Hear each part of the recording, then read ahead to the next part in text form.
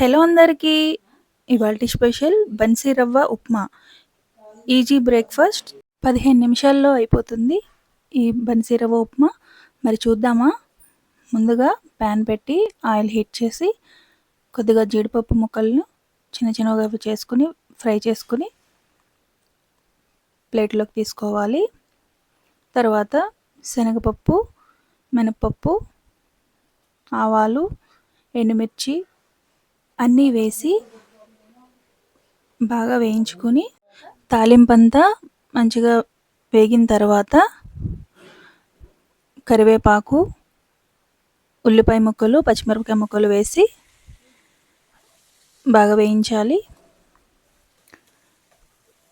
తర్వాత కొద్దిగా సాల్ట్ వేసుకొని బాగా ఫ్రై చేసుకోవాలి.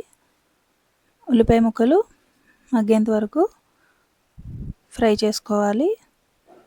ఈ ఉప్మా బన్సీ రవ్వ ఉప్మా చాలా కమ్మగా ఉంటుంది. మీరు కూడా ట్రై చేయండి.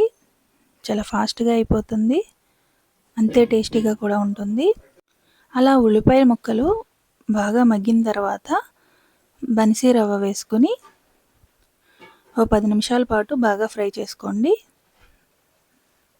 ఇలా ఒకసారి ట్రై చేయండి.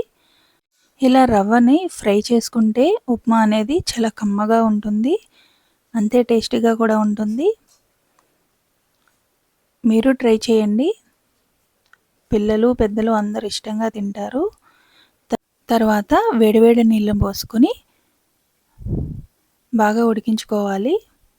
స్లో ఫ్లేమ్లో, హై ఫ్లేమ్లో పెట్టవద్దు. నీళ్ళన్నీ ఒకసారి ఎగిరిపోతే కడుపు నొప్పి వస్తుంది. అలా నీళ్ళు ఎగిరిపోయిన తర్వాత చూసారా బాగా ఉడికింది. తర్వాత వేయించి పెట్టుకున్న జీడిపప్పు ముక్కలను వేసి ఒకసారి కలపండి. అంతే, బన్సీ రవ్వ ఉప్మా రెడీ. మీరు కూడా ట్రై చేయండి. అలా ఒక్కొక్క స్పూన్కి జీడిపప్పు ముక్కలు పంట కింద పడితే చాలా బాగుంటుంది. Thank you.